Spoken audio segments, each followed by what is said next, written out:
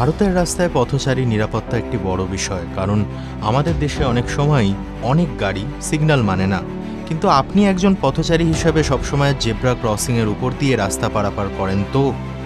যদি না করেন তাহলে কিন্তু আপনার একটা বাড়তি সুরক্ষার সঙ্গে আপোষ করছেন আপনি। কারণ ভারতের মোটর ভেহিকল আইন পথচারীদের জন্য বিশেষ প্রভিশন রেখেছে। জানেন কি? ভারতের মোটর ভেহিকল অ্যাক্ট 1988 পরিষ্কার বলছে, জেব্রা ক্রসিংয়ের আগে গাড়িকে থামতেই হবে। পথচারী সুরক্ষা এখানে সবচেয়ে গুরুত্বপূর্ণ। এই সুরক্ষা লঙ্ঘিত হলে ক্ষতিপূরণ পাওয়ার সম্পূর্ণ অধিকার পথচারীর আছে। কিভাবে আইনি সুরক্ষা পাবেন আপনি? দুর্ঘটনা ঘটলে প্রথম কাজ হলো এফআইআর দায়ের করা। এরপর মেডিকেল রিপোর্ট, সাক্ষীর বক্তব্য এবং দুর্ঘটনার বিবরণ সংগ্রহ করতে হবে।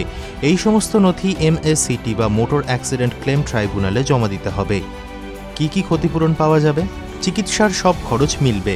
এছাড়াও দুর্ঘটনার ফলে ওই ব্যক্তির যা ক্ষতি হয়েছে সেই ক্ষতিও পুষিয়ে দেওয়ার কথা বলা হয়েছে। ভারতের সমস্ত রেজিস্টার্ড গাড়ির থার্ড পার্টি ইন্স্যুরেন্স থাকা বাধ্যতামূলক। এই ইন্স্যুরেন্স থেকেই আহত পথচারীর সমস্ত ধরনের ক্ষতিপূরণ আসে।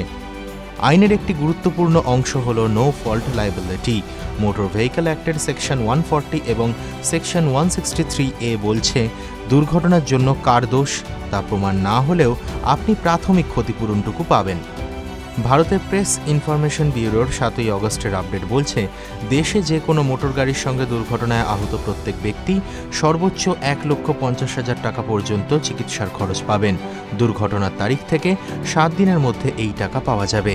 এর ফলে দুর্ঘটনাগ্রস্ত ব্যক্তিদের দ্রুত সঠিক চিকিৎসা দেওয়া সম্ভব হবে।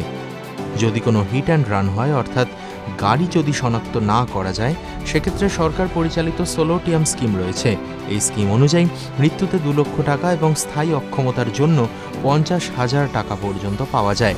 এটি একটি কেন্দ্রীয় তহবিল থেকে দেওয়া হয়। মনে রাখবেন, যদি তদন্তে দেখা যায় ওই ব্যক্তি নিজেও অসতর্ক ছিলেন, তাহলেও কিন্তু ক্ষতিপূরণ কমবে। ক্ষতিপূরণ একেবারে পাবেন না এমনটা হবে না। মদ্যপ অবস্থায় বা বেপরোয়াভাবে গাড়ি চালালে চালকের বিরুদ্ধে ফৌজদারি মামলাও হতে পারে। পথচারীর সুরক্ষা সমাজের মৌলিক অধিকার, আর সেই অধিকার রক্ষায় সদা সতর্ক কেন্দ্রীয় সরকার। টিভি9 বাংলা ডিজিটাল।